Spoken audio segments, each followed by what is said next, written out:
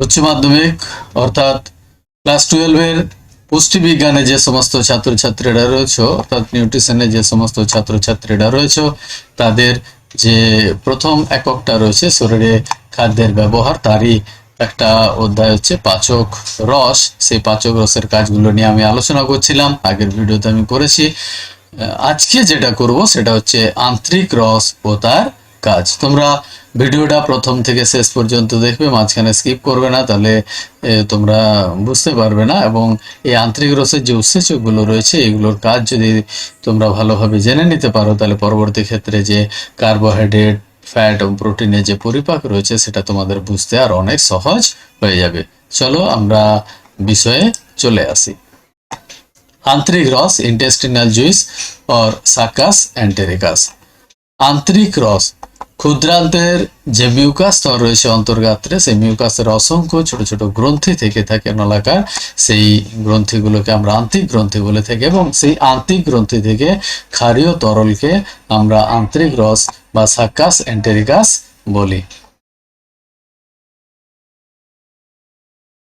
আন্তরিক রসের উৎস। আন্তরিক রস ক্ষুদ্রান্তের মিউকোসা স্তরের বিভিন্ন গ্রন্থি থেকে ক্ষরিত হয়। ক্ষুদ্রান্তের সমস্ত অংশের মিউকোসা স্তরে অসংখ্য সরু নলাকার গ্রন্থি থেকে থাকে, এদেরকে আমরা ক্রিপ্টস অফ লিভারকুন বলে থাকি বা আন্তরিক গ্রন্থি বলে থাকি। তাছাড়াও ডিওডিনাম এক ধরনের ছোট ছোট পেঁচানো গ্রন্থি থেকে থাকে, যেটা হচ্ছে মিউকাস স্তরের নিচে সাব মিউকাস স্তরে, এবং এই গ্রন্থিগুলিকে ব্রুনার গ্রন্থি বলা হয়। ব্রুনার গ্রন্থি মূলত মিউসিন ক্ষরণ করে থাকে এবং সেই ক্ষরিত পদার্থ ক্রিপ্টস অফ লিভারকুনে এসে পড়ে এবং সেখান থেকে নলাকার পথে এসে ক্ষুদ্রান্তে নিঃসরিত হয়। আন্তরিক রসের বৈশিষ্ট্য। আন্তরিক রসের প্রকৃতি হচ্ছে ক্ষারীয় প্রকৃতির এবং এর পরিমাণ হচ্ছে প্রতিদিন গড়ে প্রায় 1 থেকে 2 লিটার মতো, অর্থাৎ 1.2 থেকে 1.8 লিটার পর্যন্ত ক্ষরিত হয়ে থাকে। এবং এর পিএইচ ক্ষারীয় পিএইচ হচ্ছে 6.3 থেকে 9.0, গড় হচ্ছে 8.3, অর্থাৎ সামান্য ক্ষারীয় প্রকৃতির। আপেক্ষিক গুরুত্ব হচ্ছে 1.010। এখানে তোমরা ক্ষুদ্রান্ত দেখতে পাচ্ছ, ক্ষুদ্রান্তে যে অন্তর্গাত্র, সেই অন্তর্গাত্রে যে আন্তরিক গ্রন্থি রয়েছে বা ক্রিপ্টস অফ লিভারকুন যেটা রয়েছে, এখানে একটা দেখো এই যে গ্রন্থিগুলো রয়েছে, সেই গ্রন্থিটাকে একটা পাশে বড় করে দেখানো হয়েছে। এটা তোমরা পৌষ্টিক গ্রন্থি যখন যে ভিডিওটাতে আমি দিয়েছি সেখানে তোমরা ভালো করে এটা দেখতে পাবে। তো এখানে এই গ্রন্থিটাকে আমরা বলে থাকি পৌষ্টিক গ্রন্থি বা আমরা বলবো আন্তরিক গ্রন্থি বলা হয় এটাকে, বা লিভারকুন গ্রন্থি বলা হয়ে থাকে বা ক্রিপ্ট অফ লিভারকুন আমরা বলে থাকি। এখানে বিভিন্ন ধরনের কোষ থেকে থাকে, গবলেট কোষ, আর্জেন্টিপিনাস কোষ, পুনরুৎপাদনকারী কোষ এবং প্যানেট কোষ প্রভৃতি কোষ থেকে থাকে এবং যেগুলো থেকে বিভিন্ন ধরনের পদার্থ কিন্তু ক্ষরিত হয়ে থাকে। আন্তরিক রসের উপাদান। আন্তরিক রস যেটা রয়েছে সেই আন্তরিক রসের উপাদানকে দুটো ভাগে ভাগ করা হয়। জল 98.5% এবং কঠিন পদার্থ হচ্ছে 1.5%। কঠিন পদার্থের দুটো ভাগে ভাগ করা হয়, দেখতে পাচ্ছ তোমরা। জৈব উপাদান 0.7% এবং অজৈব উপাদান 0.8%। জৈব উপাদানের মধ্যে রয়েছে 4 প্রকারের সক্রিয়ক বা অ্যাক্টিভেটর, যেটা হচ্ছে এন্টারোপেপটিডেজ। উৎসেচক রয়েছে, বিভিন্ন ধরনের উৎসেচক রয়েছে।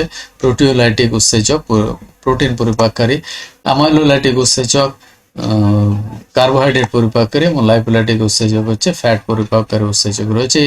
এই প্রোটিন পরিপাককারী উৎসেচক হচ্ছে ইরেপসিন, নিউক্লিয়েজ, নিউক্লিওটাইডেজ, নিউক্লিওসাইডেজ, আর্জিনেজ। অ্যামাইলোলাইটিক উৎসেচক হচ্ছে আন্তরিক অ্যামাইলেজ, সুক্রেজ, মল্টেজ, আইসোমল্টেজ, ল্যাকটেজ এগুলো। এবং লাইপোলাইটিক উৎসেচক রয়েছে আন্তরিক লাইপেজ। মিউসিন বা শ্লেষ্মা ক্ষরিত হয়। এবং 4 নম্বর যেটা হচ্ছে হরমোন, কিছু হরমোন সিক্রেশন হয়ে থাকে, সিক্রেটিন, কোলেসিস্টোকাইনিন। অজৈব পদার্থের মধ্যে রয়েছে সোডিয়াম, পটাশিয়াম, ক্যালসিয়াম, ম্যাগনেসিয়ামের ক্লোরাইড লবণ, কার্বনেট, বাইকার্বনেট এবং ফসফেট জাতীয় যে লবণ রয়েছে সেগুলো ক্ষরিত হয়ে থাকে। আন্তরিক রসের উপাদান এখানে আমি আবার লিখে দিয়েছি, তবে ছকের আকারে করলে তোমাদের ভালো হয়। জল এবং কঠিন পদার্থ, সেই কঠিন পদার্থকে আবার দুটো ভাগে ভাগ করা হয়, যে অজৈব এবং জৈব উপাদান। সেই ছকটাতে তোমাদের করে দিচ্ছি, ওখান থেকে করে নেওয়াটাই তোমাদের এটা ভালো হবে। এবং এখানে তোমরা দেখতে পাচ্ছ প্রোটিন পরিপাককারী উৎসেচক, শর্করা পরিপাককারী উৎসেচক, স্নেহদ্রব্য পরিপাককারী উৎসেচক এবং কিছু অন্যান্য উৎসেচক রয়েছে, যেমন অ্যালকালাইন ফসফেটেজ, হ্যাঁ, ছাড়া কোলেস্টেরল এস্টারেজ, লেসিথিনেজ এগুলো কিন্তু থাকতে দেখা যায়। আন্তরিক রসের কাজ। আন্তরিক রসের প্রথম যেটা হচ্ছে পরিপাক ঘটিত কাজ। কার্বোহাইড্রেট পরিপাক। আন্তরিক রসে বিভিন্ন ধরনের কার্বোহাইড্রেট পরিপাককারী উৎসেচক থেকে থাকে, যেমন হচ্ছে আন্তরিক অ্যামাইলেজ, সেসার ও ডেক্সট্রিনকে গ্লুকোজে পরিণত করে। মল্টেজ উৎসেচক, মল্টোজ খাদ্যকে গ্লুকোজে পরিণত করে। সুক্রোজ বা চিনিকে গ্লুকোজ এবং ফ্রুক্টোজে পরিণত করে। এবং ল্যাকটেজ যে উৎসেচকটা রয়েছে সেটা ল্যাকটোজকে গ্লুকোজ এবং গ্যালাক্টোজে ভেঙে দেয়। আইসোমল্টেজ রয়েছে, আইসোমল্টোজকে গ্লুকোজে পরিণত করে। এখানে ছকের আকারে দিয়ে দেওয়া হয়েছে বা সমীকরণের আকারে দিয়ে দেওয়া হয়েছে। সেসার ও ডেক্সট্রিন আন্তরিক অ্যামাইলেজের প্রভাবে গ্লুকোজে পরিণত হয়। মল্টোজ যেটা রয়েছে, মল্টেজ উৎসেচকের সাহায্যে 2 অণু গ্লুকোজ তৈরি করে থাকে। সুক্রোজ যেটা রয়েছে, সেই সুক্রেজ এনজাইমের সাহায্যে গ্লুকোজ প্লাস ফ্রুক্টোজ উৎপন্ন করে থাকে। ল্যাকটোজ যেটা রয়েছে, ল্যাকটেজ উৎসেচকের সাহায্যে ভেঙে গিয়ে গ্লুকোজ এবং গ্যালাক্টোজ উৎপন্ন করে থাকে। আইসোমল্টোজ যে খাদ্যটা রয়েছে সেটা আইসোমল্টেজ উৎসেচকের সাহায্যে 2 অণু গ্লুকোজে ভেঙে যায়। এরপর হচ্ছে প্রোটিন পরিপাক। প্রোটিন পরিপাকের ক্ষেত্রে অ্যামিনোপেপটিডেজ। এই অ্যামিনোপেপটিডেজ হচ্ছে কি করে থাকে না, পেপটাইড যে বন্ধনগুলো রয়েছে অ্যামাইনো অ্যাসিডের মধ্যেকার যে বন্ধনগুলো, সেগুলোকে আমরা পেপটাইড বন্ধন বলে থাকি, এবং সেই পেপটাইড বন্ধনগুলোকে ভেঙে কি করে থাকে অ্যামিনো অ্যাসিড গুলো বা পেপটাইড থেকে অ্যামিনো অ্যাসিড গুলোকে কিন্তু মুক্ত করে থাকে। অ্যামিনো পেপটাইডের এটা হচ্ছে কাজ। এই দেখো এখানে একটা তোমাদের ছকে দেখতে পাচ্ছ, দিয়ে দিয়েছি আমি। পলিপেপটাইড শৃঙ্খল রয়েছে এবং এই যে ড্যাশগুলো দেখতে পাচ্ছ এগুলো হচ্ছে পেপটাইড বন্ধন, এবং সেই পেপটাইড বন্ধনগুলোকে ভেঙে অ্যামিনো অ্যাসিডে পরিণত করে থাকে। এখানে এই যে পেপটাইড বন্ধন এটা, সেটা ভেঙে অ্যামিনো অ্যাসিডে পরিণত করে থাকে। ডাইপেপটাইডেজ যেটা রয়েছে, ডাইপেপটাইডেজ কি করে থাকে, ডাইপেপটাইডকে ভেঙে অ্যামাইনো অ্যাসিডে পরিণত করে। ডাইপেপটাইড এখানে দেখতে পাচ্ছ সমীকরণ আমি দিয়ে দিয়েছি, অ্যামাইনো অ্যাসিড প্লাস অ্যামিনো অ্যাসিডে ভেঙে দিয়েছে। ইরেপসিন কি করে থাকে, এটি লোয়ার পেপটাইডকে অ্যামিনো অ্যাসিডে পরিণত করে থাকে। লোয়ার পেপটাইড ইরেপসিন দেখো ভেঙে দিচ্ছে অ্যামিনো অ্যাসিডে। এরপর হচ্ছে নিউক্লিক অ্যাসিড পরিপাক। নিউক্লিক অ্যাসিডকে কতগুলো ধাপে কিন্তু ভেঙে থাকে। নিউক্লিয়েজ, নিউক্লিওটাইডেজ, নিউক্লিওসাইডেজ, এই 3টে উৎসেচক ক্রমান্বয়ে নিউক্লিক অ্যাসিড ডিএনএ আরএনএকে ভেঙে গিয়ে পেন্টোজ, শর্করা, ফসফেট এবং নাইট্রোজেন বেসে কিন্তু পরিণত করে। প্রথমটা হচ্ছে পলিনিউক্লিওটাইডেজ, এটা নিউক্লিক অ্যাসিডকে ভেঙে নিউক্লিওটাইডে পরিণত করে থাকে। নিউক্লিক অ্যাসিড পলিনিউক্লিওটাইডেজ দিয়ে ভেঙে নিউক্লিওটাইডে পরিণত হয়েছে। নিউক্লিওটাইডেজ যেটা হচ্ছে নিউক্লিওটাইডগুলোকে আবার আন্তরিক নিউক্লিওটাইডগুলোকে ভেঙে কি করছে, ফসফেট এবং নিউক্লিওসাইডে পরিণত করে। দেখো এখানে নিউক্লিওটাইড রয়েছে, তাকে নিউক্লিওটাইডেজ উৎসেচক ভেঙে ফসফেট এবং নিউক্লিওসাইডে পরিণত হয়েছে। এবং পরবর্তী ক্ষেত্রে নিউক্লিওসাইডেজটা, এই নিউক্লিওসাইড যে নিউক্লিক অ্যাসিডের অংশটা রয়েছে সেটা নিউক্লিওসাইডেজ ভেঙে দিয়ে নাইট্রোজেন বেস এবং সুগার ফসফেট তৈরি করে থাকে। ফ্যাটের পরিপাক।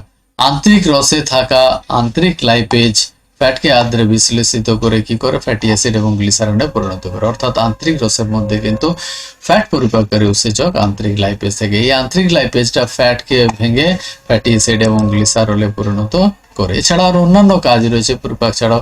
সক্রিয় ক্রিয়া যেমন হচ্ছে এন্টারোপেপটাইডেজ সক্রিয় রূপে নিষ্ক্রিয় ট্রিপসিনোজেন যেটা রয়েছে, সেই নিষ্ক্রিয় ট্রিপসিনোজেনকে কি করে থাকে সক্রিয় ট্রিপসিনে পরিণত করে এবং ট্রিপসিন প্রোটিন জাতীয় খাদ্যকে ভাঙতে সাহায্য করে থাকে। সুরক্ষা কাজ। ক্ষুদ্রান্তের ব্রুনার গ্রন্থি ও গবলেট কোষ থেকে পিচ্ছিল মিউকাস খরিত হয়। এর ফলে কি হয়, ক্ষুদ্রান্তের যে অন্তর্গাত্রটা রয়েছে বা মিউকাস পর্দাটা রয়েছে সেটাকে প্রোটিওলাইটিক উৎসেচকের ক্রিয়া হাত থেকে রক্ষা করে থাকে। যদি মিউকাস না খরিত হতো তাহলে অন্তর্গাত্রে ক্ষত হয়ে যেত। হরমোন ক্ষরণ। আন্তরিক রসে বিভিন্ন হরমোন থেকে থাকে, যেমন হচ্ছে সিক্রেটিন অগ্নাশয় রসে বাইকার্বনেট মুক্ত করে এবং পিত্ত ও ক্ষরণ বৃদ্ধি করে থাকে। ডিওক্রাইনিন ব্রুনারের গ্রন্থিকে উদ্দীপিত করে মিউকাস ক্ষরণকে আরো উদ্দীপিত করে থাকে বা মিউকাস ক্ষরণে সাহায্য করে থাকে।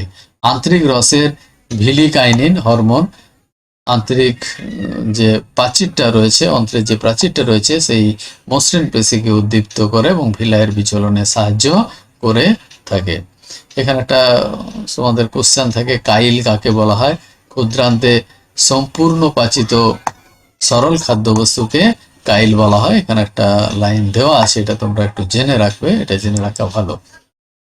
তাহলে আমি আজকে আন্তরিক রসের উপাদান এবং আন্তরিক রসের কাজ সম্পর্কে তোমাদের কিন্তু বললাম, তোমরা এগুলো ভালো করে কিন্তু মুখস্থ করে নেবে, তাহলে পরবর্তী যে অধ্যায়গুলো আছে সেগুলো তোমাদের কিন্তু অনেক কাজে লাগবে। যদি এটি ভিডিওটা ভালো লেগে থাকে তাহলে অবশ্যই তোমরা লাইক করবে, বন্ধুদের শেয়ার করবে, এবং আমার চ্যানেলে যদি নতুন হয়ে থাকে তাহলে অবশ্যই একটা সাবস্ক্রাইব কিন্তু করে দেবে। সবাইকে ধন্যবাদ, ভালো থেকো।